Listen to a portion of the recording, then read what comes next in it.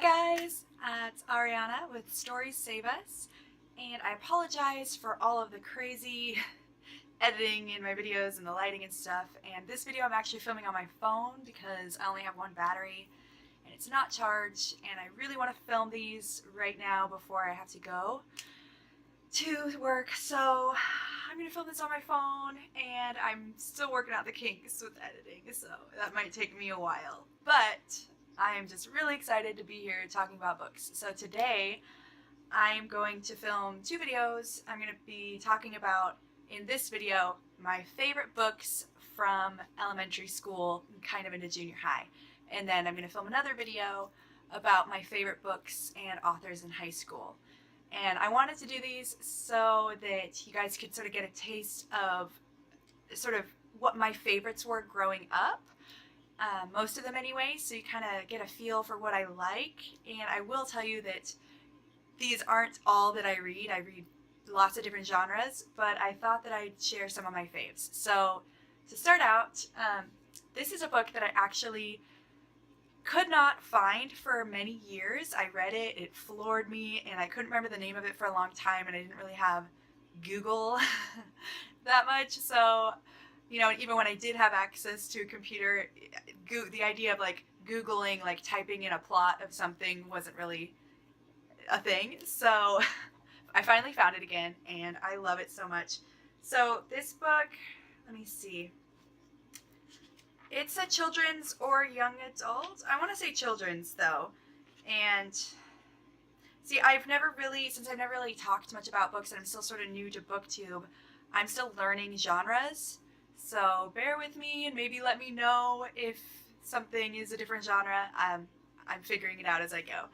But for me, I always thought this was a children's book, but it's so good. It is The Two Princesses of Bamar. Oh my God, I loved this book so very much. It's about these two sisters who grow up together. One is pretty shy and quiet, and the other is really like strong and outgoing. And the quiet one really looks up to her sister. And then there is this disease that sort of goes throughout the land, and the strong sister gets it. The shy sister has to try to go find a way to save her sister. And I'm gonna cry because it's such a good book. I love it. It's really fantasy. I love the love interest in it. It's not like, I guess it's not YA, it's more children's. It's not really the focus, but I just love the sisterly bonds in this, and the fantasy. Like there's a dragon, there's some cool like articles, magical articles and stuff. So I love it. I love it. And I also realized this was written by Gail Carson Levine, who also wrote one of my other favorite books back then, but I'm not going to show you the cover because I have the cover from the stupid, horrible movie that I will make a rant about lately at another time. The book is called Ella Enchanted, and the movie basically crapped all over it, and I was so upset. But the book, Ella Enchanted, is a retelling of Cinderella, and the premise is this really dumb fairy godmother gives these horrible gifts to children, and the gift that she gave to Ella was to always be obedient, which it sucked. It sucked. And it just had so many themes that felt so much more powerful than just like a kid's book. You know, it was such an emotional ride for me growing up. Like it made me really question so many things, and just the characters and everything, and being unable, like a lot of characters I would get frustrated with because they don't communicate their feelings, and it causes like plot drama and relationship drama. But with her, she literally could not speak if somebody told her not to. And yeah, that book is amazing, and I'm not going to show you that cover because I hate that movie so much. Okay, another one that I barely actually remember, but I just remember loving it so very much. My sister and I would read it. I would read it to my sister over and over again because we loved it so much. My little sister. It's called Chasing Redwood Chasing Redbird by Sharon Creech. She's the writer of Walk Two Moons. I don't think I read that one. I know that one was like a huge deal, but this one starts out ordinary summer. This 13-year-old discovers this trail through the woods behind her family's house, and then things start to change. I remember there was a lot of like family and relationship stuff. I don't know what it was about it that really got me, but this book was so emotional for us, and reading it with my sister, I just have a lot of good memories. So maybe I'll give this a reread so that I can actually like talk about it. This next series, oh, there's something about this series and this author that I'm obsessed with. And okay, so the first one is called Wolf Tower, and there's 4 in the series, and I love them so much. I have reread them many, many times over the years. Wolf Tower starts out with this girl, Claudie. She has stolen a journal from these rich people, and she's writing in it, although she doesn't really feel like she has a lot to write about it, and that she's basically wasting her time and whoever reads it's time. She's like talking directly to the reader. That's the first and one of the only books I've ever read like that. Like you're getting it all from her perspective, as if she's written it in her journal to somebody who might read it someday.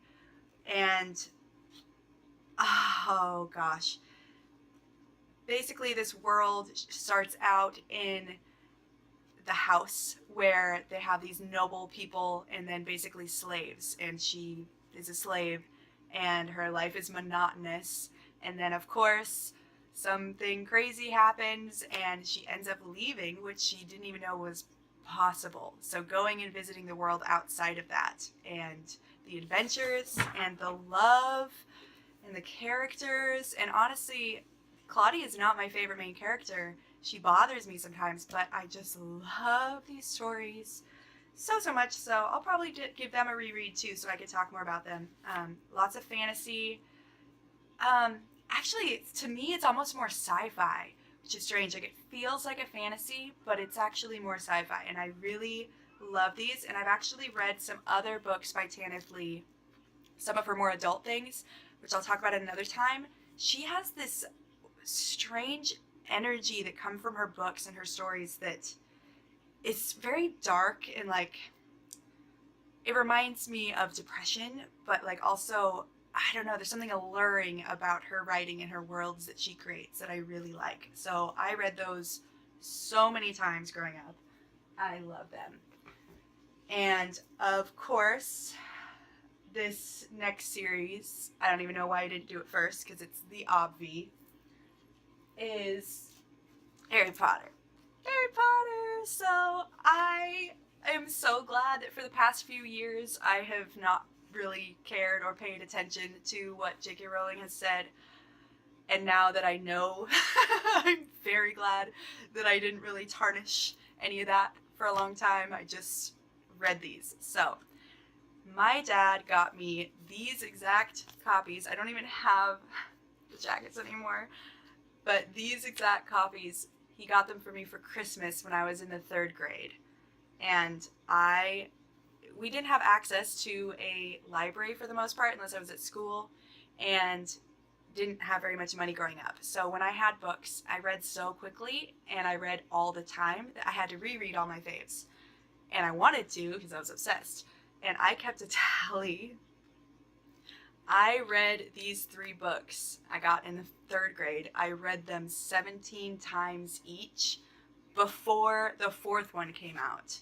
And then every time we get a new book, and I was so excited to get a new book, every time the new book would come out, I would go and get it. And I got this. Every time I'd go and get it, I would have to reread the first books first. I would reread the entire series before I got the new book every single time.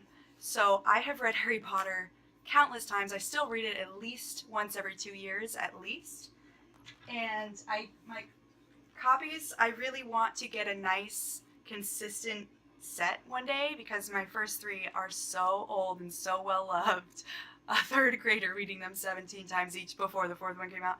Yeah, they're well loved. But my 5th one, I didn't get it right away because my mom and her husband, they were in England at the time. And so I didn't get it right when it came out, and I was so upset. I wanted it so bad. Like, I was waiting for them to come home so that I could go get the 5th Harry Potter book, and they brought me the UK version, which I love. I love this phoenix. It's one of my favorite mythical creatures, the phoenix. So I just love this cover, and the fact that they brought it from England. I like always wanted to travel, so I was like, this was in another country, and the spelling that was different. I just loved having it. And then I have these for the last two, and I also recently got the German version of the first one because my fiance is from Germany, and I would very much like to learn German so that I can speak better with my in-laws and be multilingual and all of that stuff. So I'm really hoping to read this one day. I looked into it a little bit. I thought that by reading a book that I've already read countless times, it would help me to associate and learn the language better, because I know exactly what these words are, because I know the story so well that it's going to be hard for me to get through. So I'm still learning. Ein bisschen. That's all I got. Ein bisschen. But yeah, I'm excited to read these one day in German. And so Harry Potter for me was my escape. You know, I had trauma happen when I was a kid. I was very shy, you know, depressed as a child. And so for me, reading was everything. And that's why for me, it's so nostalgic. It means so much to me, because even though it has its problems, and it has more problems now that she won't stop tweeting, I will always forever be grateful for that world. That, you know, it wasn't just a story, it was a world that I got to go into. Oh, and look, my man got me this today. How cute is that? He just brought me that. He got it at Walgreens and handed it to me. I'm like, it's so cute. I've also got my Hermione wand right here that I got from Universal Studios, and I got to go around and do all the spells. And oh gosh, it was so fun. I'll see if I can put a clip of me doing a spell. Incendia! Magic! Magic! It's such a childhood thing. It's such a, like, I don't know, a warm, fuzzy feeling. You know, so I don't know if I'll ever be able to really critique it properly because of all of those feelings that it gave me and basically saved me at a very young age.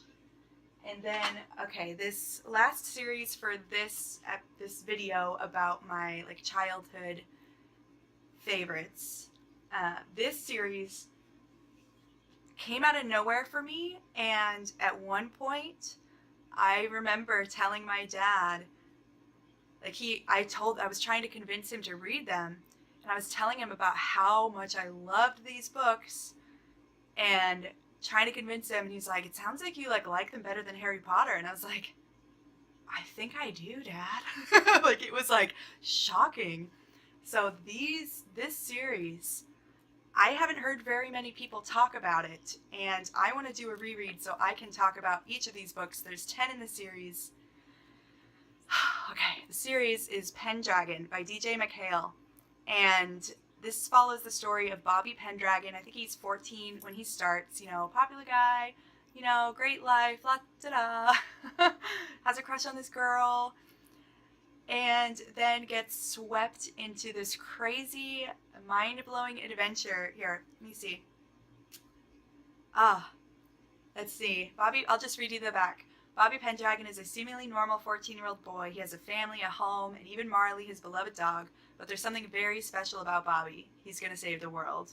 And not just Earth as we know it. Bobby is slowly starting to realize that life in the cosmos isn't quite what he thought it was. And before he can object, he is swept off to an alternate dimension known as Denderon, a territory inhabited by strange beings, ruled by a magical tyrant, and plagued by dangerous revolution.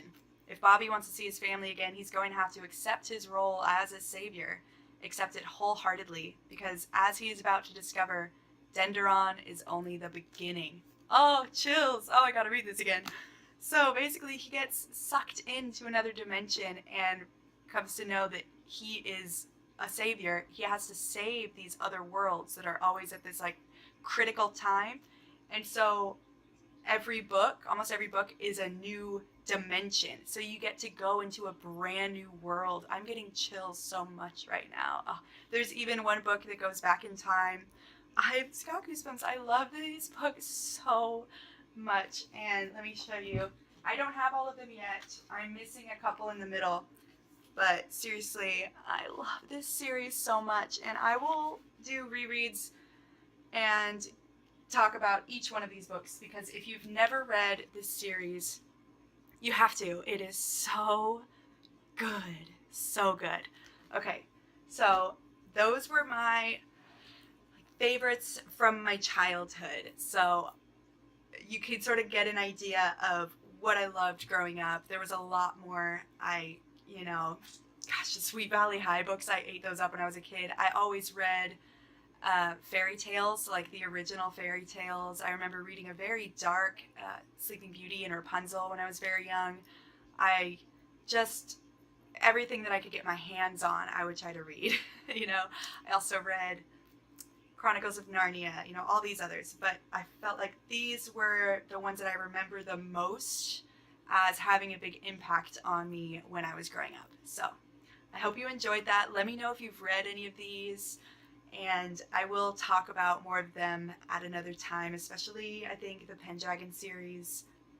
I really want to read them again because they're so good. Okay. Alrighty. I'll see you guys around the tubes. Alright, bye.